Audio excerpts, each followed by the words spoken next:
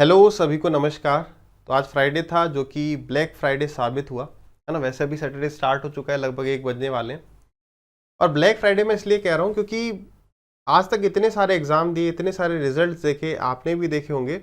और इससे बेकार, इससे घटिया, इससे बकवास रिजल्ट ना मैंने आज तक अपने जीवन में देखा, ना शायद आपने देखा होगा। 2-3 घंटे हो चुके हैं एग्जाम का रिजल्ट आए या नॉर्मलाइज मार्क्स आए हुए। मैं काफ़ी देर से यही सोच रहा था यार, बात करें क्या। कुछ बात करने के लिए मतलब बचा ही नहीं है।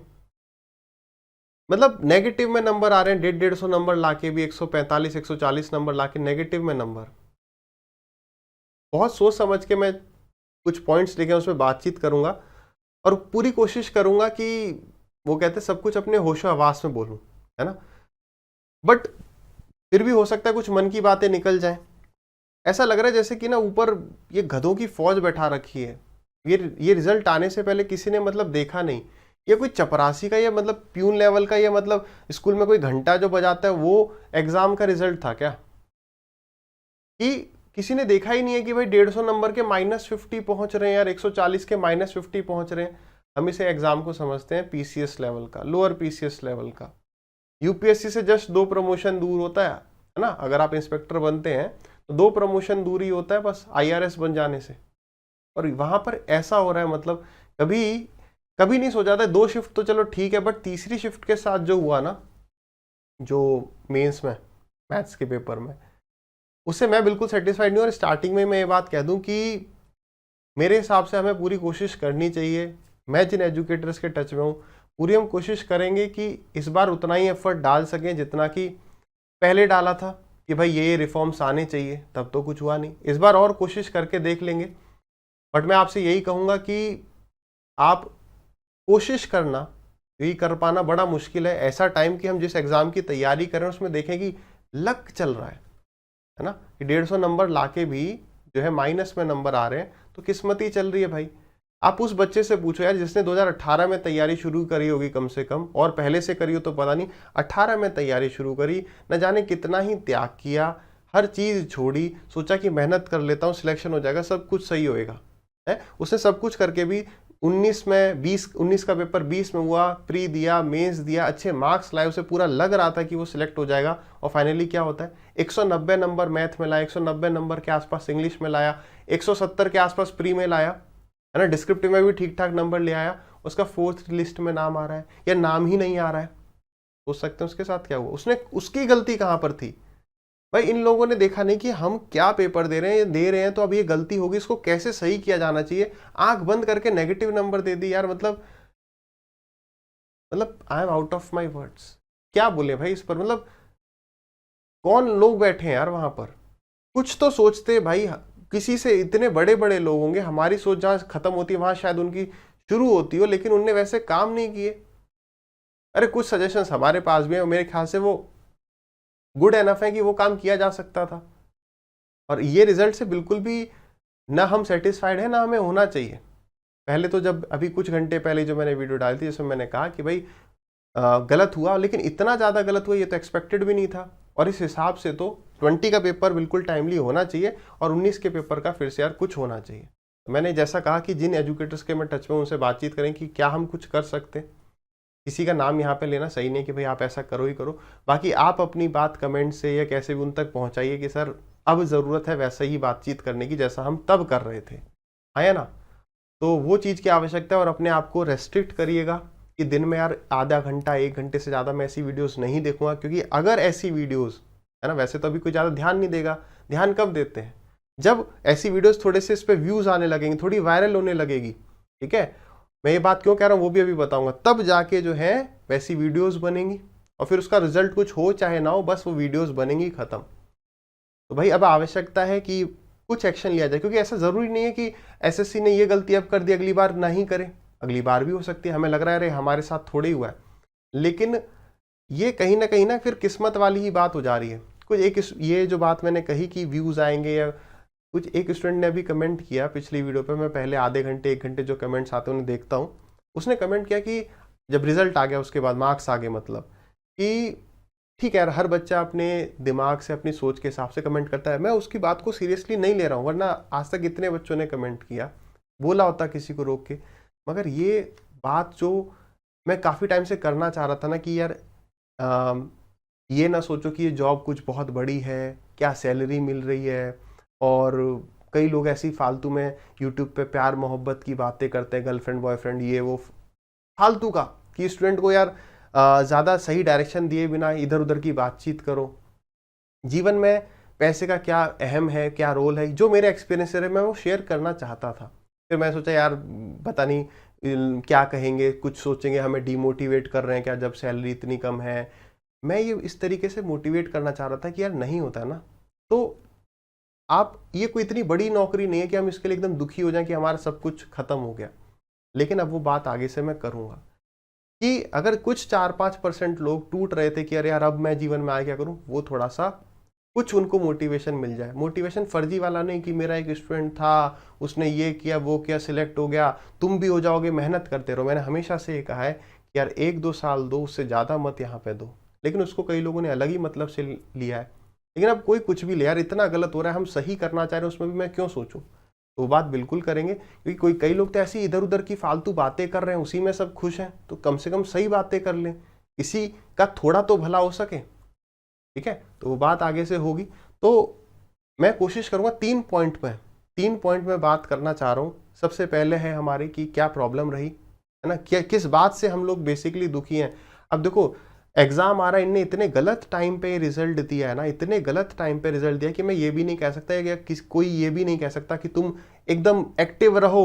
हम टेलीग्राम पे, यूट्यूब पे, इन सब पे एक्टिव रहो कि हम क्या स्टेप लेने वाले हैं। ठीक है, उन सब से थोड़ा दूर रहना है। अगर आपको कोई जेन्युइन बात है, देखो आज की डेट में ना लोग सब तरह का ज्ञान देंगे, ये भी पॉजिटिव दिखाएंगे भी कि हम ये हैं हम वो हैं, लेकिन आपको सोचनी है हर बात सच में, मतलब दिमाग से अपने सोचना है कि क्या ये बात मेरे लिए फायदेमंद रहेगी। जैसे पिछली बार जब क्रांति सी आई थी और सब तहस नहस करने वाले थे कि पिछली बार में ही सारा रिफॉर्म आ रहा था, उसके बाद कहाँ गई वो सब बातें, तो बंद। तो इसलिए ये भी नहीं कह सकते ना कि यार अब फिर से करते हैं, फिर 1 महीना वेस्ट हो जाएगा। जो गलती हो गई है, आप ये सोचो कि जिनने सीजल 19 का दिया मेंस, जो 18 नवंबर वाले स्टूडेंट्स थे, उनकी कहीं ना कहीं तैयारी पूरी है यार। मैं उन्हीं से बात करूँ, देखो यार जो हो गया ना, शायद हम उसको ना बदल पाए, हम पूरी कोशिश करेंगे। बट आप ये कर लो कि यार ये 1 महीना अगर ऐसी वीडियोस पे व्यूज आए तो हजारों वीडियो बन जाएंगी और पूरा टाइम वेस्ट हो जाएगा जो अगला 1 महीना बचा है। इनने रिजल्ट तो दे दिया कि हम कोई भी ट्विटर कैंपेन या कुछ वो सब चलाने की सोचे भी नहीं, और 1 महीना उसमें बीत जाएगा, 15-20 दिन जो है एग्जाम चलेगा, तो हो गया 1.5 महीना खत्म। तो सबसे पहले ये बात तो जेन्युइन है, बिल्कुल सही है। क्या पता हम कितनी भी फाइट कर ले, मेरी बात को आराम से सुनना, सारी वीडियो का जो मेन क्रक्स है, मेन समरी, वो इस लाइन में भी लाई करती है। यार क्या पता हम पूरी जान लगा लें, है ना, हम सारे घोड़े खोल लें और जो एसएससी रिजल्ट है वो टस से मस ना करे। तो हमें ऐसा कुछ प्लान सोचना है कि यार जो आगे होने वाला है ना, उस पर ज़्यादा फर्क ना पड़े। बिल्कुल भी ज़्यादा क्या, बिल्कुल फर्क नहीं पड़ना चाहिए। कैसे भी करके अपने आप को फिर से एकत्रित करो कि यार हम अकेले ना कैसे ही लड़ जाएं सिस्टम से। अब इसको एक्सेप्ट करना पड़े, ये चीज़ होगी, लेकिन अगर आगे मेरे पास अटेम्प्ट बचा है, मेरी तैयारी पूरी है, तो यार इस आगे आने वाले 40 दिन को वेस्ट बिल्कुल नहीं करना है। कैंपेन अगर हो सकेगी, मैं क्या कह रहा हूँ, रेस्ट्रिक्ट करिए अपने आप को आधा से 1 घंटा पे, उससे ऊपर टाइम जा रहा है तो छोड़ो, कह दो यार ये तो बीती ताही बिसारी दे आगे की सुध ले, ये तो हो गया। इसमें 99% मैं चाह कर भी या कोई और कुछ बहुत ज़्यादा चाह कर भी, सीधी बात करूँ, हम शायद कुछ ना कर पाए। हम बस एक्सपेक्ट कर सकते हैं कि एसएससी फिर से ऐसी घटिया हरकत, फिर से ऐसी घटिया गलती ना करे। ठीक है, जस्ट थिंक। बट जो मेन बात ये कर सकते हैं कि यार हमें अपने अटेम्प्ट जो हैं 1 से 2 पे रेस्ट्रिक्ट करने पड़ेंगे। 1 से 2 साल तक की तैयारी, उससे ज़्यादा नहीं। उसके बाद प्लान भी, जो भी कुछ करना है वो करना ही है, और उसके बाद जो भी प्राइवेट जॉब है या जो भी कुछ और सोचा है वो करो। साथ में रोज या हर 2 दिन में मॉक टेस्ट देते रहो, तैयारी पूरी रहेगी। जरूरी थोड़ी है कि सब कुछ छोड़ के इसी के साथ बैठेंगे तभी होगा। मैं तो सच बता रहा हूं, मैं दिल से कह रहा हूं, ये 0 नौकरियां कर दें बिल्कुल, अरे हम भी कुछ और कर लेंगे, मान लो जॉब पे वापस जाऊं ना जाऊं, अरे मेहनत करके कुछ काम कर लेंगे। लेकिन इन नौकरियों से भला कितने % लोगों का हो रहा है यार। 20 लाख बच्चे फॉर्म भरते हैं किसी का, मान लो 10 लाख हैप्पियर होते हैं, उसमें से अगर मैं अच्छी पोस्ट की बात करूं, वो इनके पास 1500 तक है। जनरल कैटेगरी 1500, अरे 1700 होंगी। 10 लाख में से अगर 1700 लोगों का भला हो रहा है, तो ये देखो ना बुरा कितनों का हुआ। इतनी 3-3, 4-4, 5-5 साल इस उम्मीद में खो दी, इस उम्मीद में गवा दी कि शायद कोई बढ़िया नौकरी मिल जाएगी और पता नहीं क्या ही हो जाएगा। है ना। तो मैं तो सच कह रहा हूँ भाई, कर दो जीरो, ये सबसे बेस्ट है, क्योंकि जब तक वैकेंसी रहेंगी ना आप पढ़ना छोड़ पाओगे, ना पढ़ाने वाला पढ़ाना छोड़ पाएगा, क्योंकि उम्मीद पर दुनिया कायम है। ठीक है, बात सबसे पहली ये 3 पॉइंट बस मैं बात करना चाह रहा हूँ। सबसे पहले सजेशन ये रहेगा यार, अगर मेहनत कम भी कर रहे थे तो देख लो, मतलब लक बेस्ड काम चल रहा है तो ज़्यादा टाइम यहाँ दे नहीं सकते हैं, पूरा अपना 100% दो। 2 साल से ज़्यादा बिल्कुल भी नहीं। दूसरा काम चालू कर दो, जो भी करने की सोच रहे हो करो। जीवन की सच्चाई को एक्सेप्ट करना पड़ेगा, और उसके साथ साथ तैयारी हो ही चुकी है, फिर तो बस मॉक टेस्ट देते रहो, ताकि तैयारी से आपकी दूरी ना बने और फिर पेपर देना। अरे यूपीएससी का एग्जाम यार लोगों ने प्राइवेट जॉब कर करके निकाला है ना, तो आप क्यों नहीं कर सकते। तो पहला सजेशन तो ये हो गया। दूसरा, जो मैं पहले भी कई बार कह चुका हूं कि यार जो CGL 2020 में 40 दिन बचे हैं, समय बर्बाद नहीं करना है। कोई बाद में कुछ नहीं सुनेगा, सब ये बातें 4 दिन बाद भूल जाएंगे। लेकिन अगर ये 4-5 दिन इसी सब वीडियोस में देखने में टाइम बर्बाद कर दिया ना, तो फिर ये होगा कि अब छोड़ो, अब ये वाला भी CGL छोड़ो। नहीं, अब जो अगर हम इतना, वही बात है यार, अब इतना चल के आ चुके हो, क्यों इसको बर्बाद करना, क्यों इस चीज़ को छोड़ना। बहुत करीब आ गए हैं। अगर 1 साल बाद एग्जाम होता तो सोचते भी छोड़ो, लेकिन अब मेरे भाई ऐसा मत करना। ऐसा दिमाग में आएगा, लेकिन उस सब को छोड़ो। वीडियोस मैंने कहा 1 घंटे आधे घंटे पे रेस्ट्रिक्ट करना है ना। ये थंबनेल देख के ही पता चल जाए, जब कोई थंबनेल में कह रहा है कि अब हमें ये करना है या वो करना है, उन्हीं वीडियोस को देखो, वरना यही चिकनी चुपड़ी बातें चलती रहेंगी। अरे तुम्हें 1 सीट चाहिए, ये कर लो, वो कर लो। अरे ये सब तो हमें पता ही है भाई। अब कितने साल, बात सही है। फोकस और अटेम्प्ट को रेस्ट्रिक्ट करना है। अब गिव अप वाला कि नहीं यार बेकार एग्जाम है, अरे बेकार है या कुछ है, अब यहाँ तक आ गए, थोड़ा सा और है, जान लगा दो बस। जान लगा दूंगा मतलब क्या है, अपना 100% दे दो, कि बाद में ये ना हो कि मैंने 3-4 दिन ये सब सोचने में वेस्ट कर दिए। ठीक, अब मेन बात आते हैं, प्रॉब्लम क्या है। प्रॉब्लम सीधी सी ये है कि जिस बच्चे के, है ना, काफ़ी जगह आपने देख भी लिया होगा, कुछ नंबर्स मेरे पास है 140 नंबर के -59 हो गए, और 145 नंबर के कितने हो गए, 187.2, 187 मान लो। ठीक है, मतलब यहाँ पे देखो, मतलब लगभग ये दोनों बच्चों को, एक ये होगा 15 या 16 का, ये होगा 18 का, इन दोनों स्टूडेंट्स के लगभग मैं सेम मार्क्स मान लूँ, तो सेम मार्क्स पे, मैं ये नहीं कह रहा लोएस्ट और हाईएस्ट के बीच में 230-40 का डिफरेंस है। सबसे जो सब हर किसी को दिख जाएगा कि अलग अलग शिफ्ट में क्या इतना अंतर हो सकता है। अरे भाई ये सोच लो, या तो नंबर बढ़ाने हैं नॉर्मलाइजेशन में, घटाने हैं, घटा भी रहे हैं, बढ़ा भी रहे हैं। जिसके 140 नंबर है उसके आपने -59 कर दिए।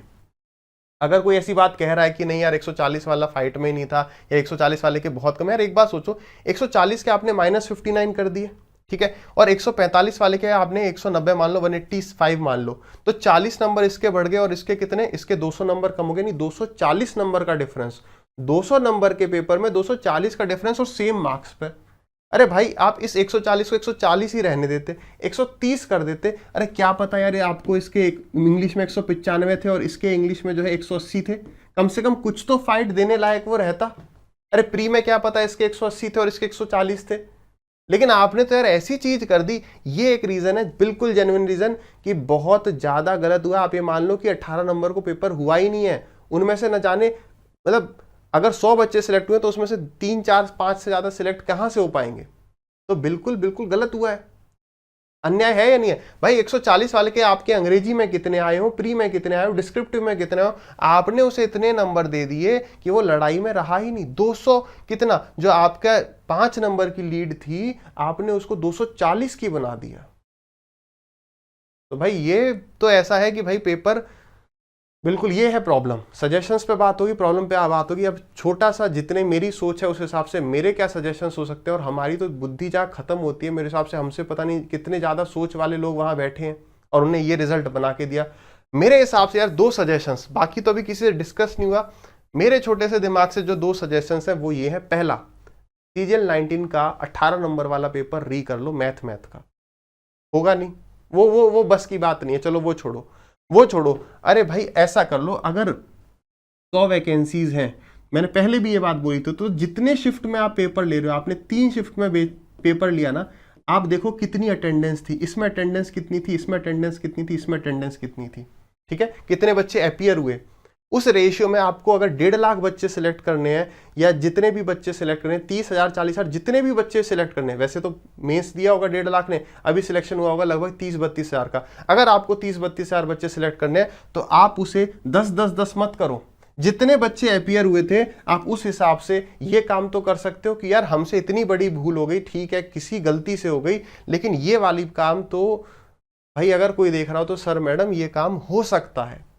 आप अभी भी उसको एक नोटिस डाल के कि हाँ भाई गलती होगी, गलती से मिस्टेक होगी, ये अमेंडमेंट किया जा सकता है। क्यों ना सबको बराबर फेयर चांस दिया जाए। अरे इसमें से जितनी भी वैकेंसी है, अरे भाई आप किसी के मतलब वो कहते हैं ना, एक पता नहीं एक बहुत अच्छा सा डायलॉग था किसी एक मूवी में था या क्या था कि एक जो कल्प्रिट हो या एक क्रिमिनल को छोड़ना पड़ जाए कोई दिक्कत नहीं, लेकिन एक बेगुनाह को सजा नहीं होनी चाहिए। वही वाली बात है, जो डिजर्विंग कैंडिडेट है यार वो बाहर नहीं होना चाहिए। उसने कितनी मेहनत करी है हम नहीं जानते।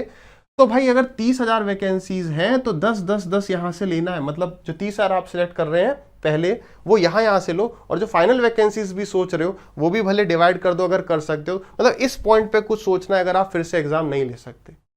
ठीक है, तो बस इसी के साथ जो है विराम लूंगा। ठीक है, फिर देखते हैं आगे क्या होता है।